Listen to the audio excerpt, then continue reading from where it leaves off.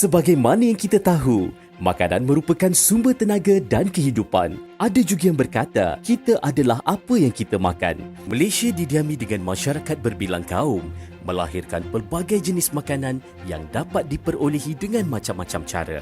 Tidak kira mana satu ungkapan yang terpakai pada diri kita, yang pasti, manusia perlu makan untuk terus hidup. Seringkali kita meremehkan tahap keselamatan makanan dengan mengandaikan ianya sediakala selamat untuk dimakan.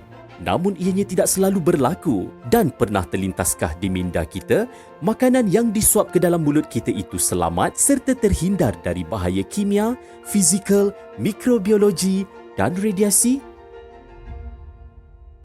Keprihatinan terhadap kebersihan, keselamatan dan kualiti makanan negara ini merupakan tanggungjawab kami di bahagian keselamatan dan kualiti makanan BKKM.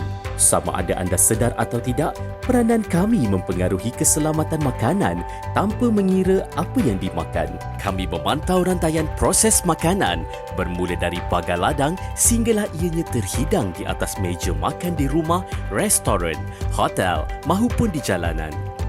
Ia sekaligus memastikan setiap aspek perundangan dipatuhi bermula dari ladang ke kilang sehinggalah bahan tersebut diletakkan di rak-rak pasaraya sebelum dibeli oleh pengguna.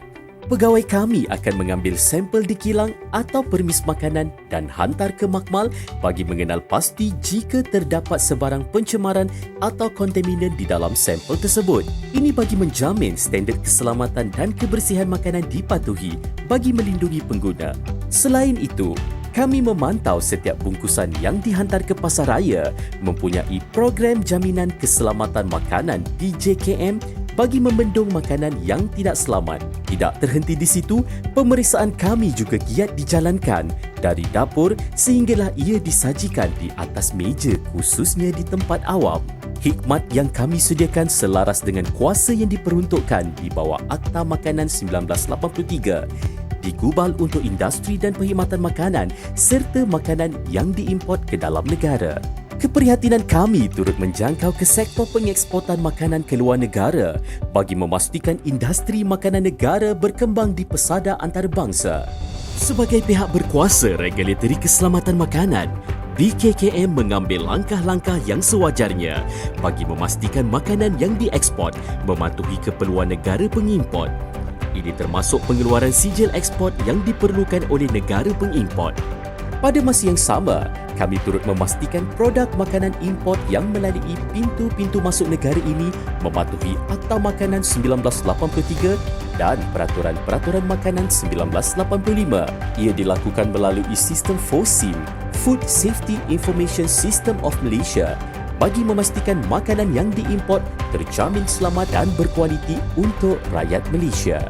Malaysia merupakan negara tersohor dengan pesona serta syurga makanannya, namun tidak sekali berkompromi dengan tahap keselamatan makanan yang meragukan.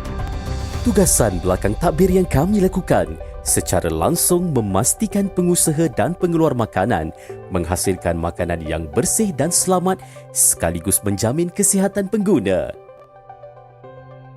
Keselamatan makanan anda, keutamaan kami.